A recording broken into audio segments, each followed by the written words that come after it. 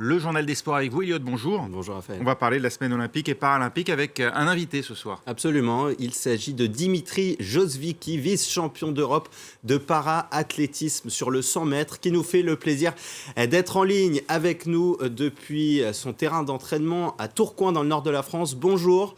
Le thème cette année de cette semaine olympique et paralympique, c'est l'inclusion. Est-ce qu'en tant que para-athlète, on sent aujourd'hui qu'il y a une vraie évolution et une plus grande ouverture pour les athlètes handicapés ou qu'il y a encore de grandes difficultés ? Bonjour, déjà merci pour l'invitation. Donc oui, aujourd'hui on est en direct de l'entraînement, je viens à peine de terminer ma séance. Oui, effectivement, on sent qu'il y a un véritable engouement en fait au vu des Jeux paralympiques qu'on accueille l'année prochaine. Il y a un grand engouement du public, des médias, des sponsors. Donc on sent clairement une montée de l'envie des Français en fait de découvrir le parasport. Ça reste un peu faible, mais grâce à des événements comme les championnats du monde qu'on vient de Charletti par exemple cet été à Paris, on a bon espoir d'accueillir un maximum de Français pour venir nous supporter et puis voilà, commencer à découvrir le parasport un an avant les Jeux de Paris. On va revenir un peu sur votre histoire. Vous êtes atteint d'une paralysie cérébrale, ce qui engendre une fatigue musculaire plus importante. Comment vous êtes arrivé au para-athlétisme et plus spécifiquement au sprint ? Alors en fait, effectivement, je suis atteint d'une tétraparasie, donc par une paralysie partielle des 4 membres, donc qui va se manifester dans la course par un déficit d'amplitude articulaire, une fatigue musculaire, vous l'avez dit, plus importante, des problèmes de coordination. Donc tout ça mis bout à bout m'ont permis de découvrir le para-athlétisme il y a maintenant 7 ans. Et pourquoi pas avant pourtant, j'ai commencé l'athlétisme il y a 13 ans.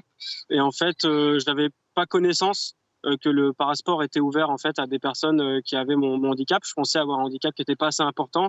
Et puis une rencontre avec mon ancien coach, Julien Reb, un kiné du sport, qui m'a dit voilà, Dimitri, tu as ta place dans le mouvement paralympique. Et puis ensuite, j'ai suivi un parcours classique d'athlète qui se fait classifier pour entrer dans une catégorie de handicap. Et donc c'est comme ça que j'ai découvert le parasport en 2016. Mais rien n'était fait à l'avance. Effectivement, ça a été compliqué de découvrir pour moi ce milieu-là. Vous avez aussi un métier à côté. Comment on arrive à allier ce côté professionnel avec une carrière de sportif de haut niveau aujourd'hui pour vous ? Effectivement, j'ai un métier à côté. Donc, je suis ergothérapeute à l'APF Tech Lab à Tourcoing. Comment j'arrive à le lier ? J'ai la chance d'avoir une CIP. En fait, c'est une convention d'insertion professionnelle qui est menée entre l'ANS, la fédération et mon employeur.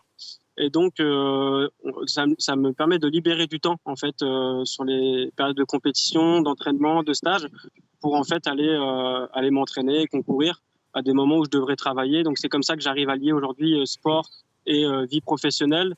Et aujourd'hui, je travaille à raison de 2 jours par semaine, essentiellement les mardis et jeudis. Et le reste du temps, je vais faire l'entraînement, récupération ou en compétition. Vous en avez parlé tout à l'heure, l'événement cette année, ce sera donc les championnats du monde de para-athlétisme. Ils auront lieu à Paris, donc au stade Charletti. On imagine évidemment que c'est une réelle occasion de mettre en avant sa discipline avant les Jeux paralympiques en 2024 qui auront lieu bien sûr à Paris. Oui, effectivement, c'est ce que je disais tout à l'heure. J'espère vraiment que ça sera un galop d'essai en fait pour les Jeux de Paris. Le stade Charletti, je pense, se prête bien à l'exercice pour accueillir le maximum de Français et de Françaises dans le stade.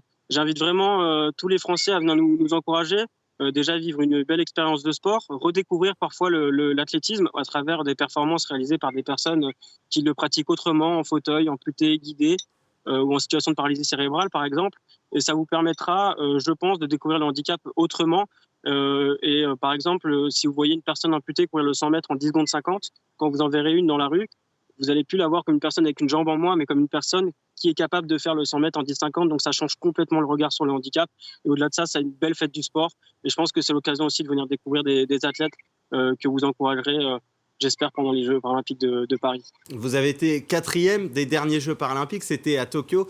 L'objectif, oui, c'est quoi ? C'est de monter sur le podium désormais, coûte que coûte ?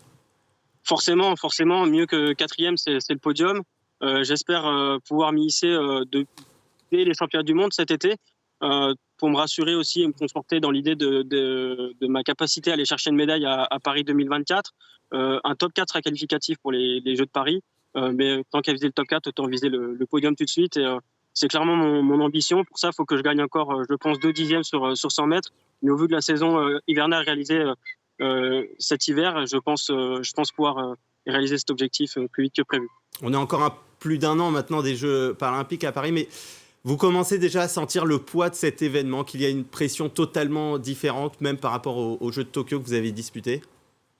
Oui, forcément, c'est une pression différente parce que il y aura probablement le public, parce que c'est à la maison, ça fait des années qu'on nous en parle et ça n'a jamais été aussi proche qu'aujourd'hui. Et demain, ça sera encore pire, hein, et après-demain, et ainsi de suite.